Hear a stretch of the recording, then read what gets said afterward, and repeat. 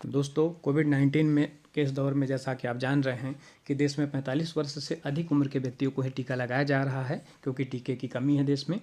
और जबकि हम ये भी जान रहे हैं कि देश का अधिकांश वर्ग जो है 45 वर्ष से कम उम्र का है और उन्हें टीका इस समय उपलब्ध नहीं है। तो दैनिक भास्कर की ये खबर जरूर एक 45 वर्ष से कम उम्र के व्यक्तियों के लिए भी खुशखबरी का काम कर रही है। आइए जानें कि क्या है ये खबर।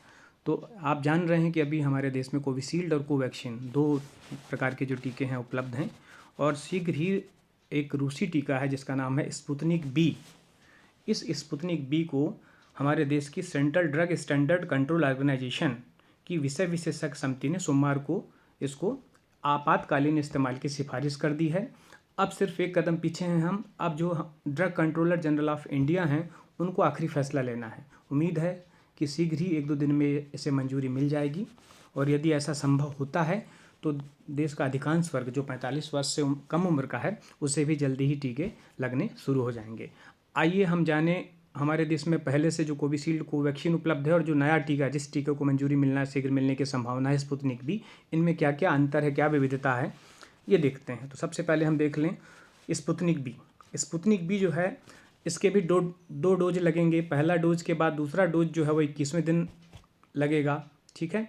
और इसको भी स्टोरेज जो है वो 2 से 8 डिग्री पे ही करना है। कीमत अभी तय नहीं है, लेकिन लगभग 700 रुपये होगी। आपको बता दें कि यह दुनिया की पहली कोविड-19 वैक्सीन है जिसको अप्रूवल सबसे पहले मिला था, और रूस में प्रयोग की जा रही है वर्तमान में।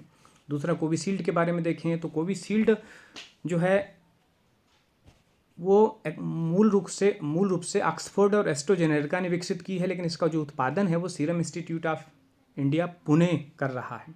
जनवरी 21 मई से हाल ही में अप्रूवल मिला था, और इसकी भी 2 डोज लग रही हैं। पहली डोज के बाद 28 दिन के बाद दूसरा डोज लगता है, लेकिन अभी हाल ही में नया जो रिसर्च आया है उसमें थोड़ा परिवर्तन आया है।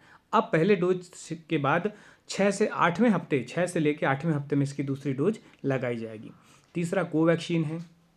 कोवैक्सीन भारत की पहली स्वदेशी वैक्सीन है जिसको भारत बायोटेक और ICMR Indian council of medical research ने मिलकर बनाया है। जनवरी में ही इसको भी अप्रूवल मिला था, और इसमें भी 2 डोज हैं। पहला डोज के 28वें दिन बाद, मतलब चौथे हफ्ते बाद जो है वो दूसरा डोज लगता है।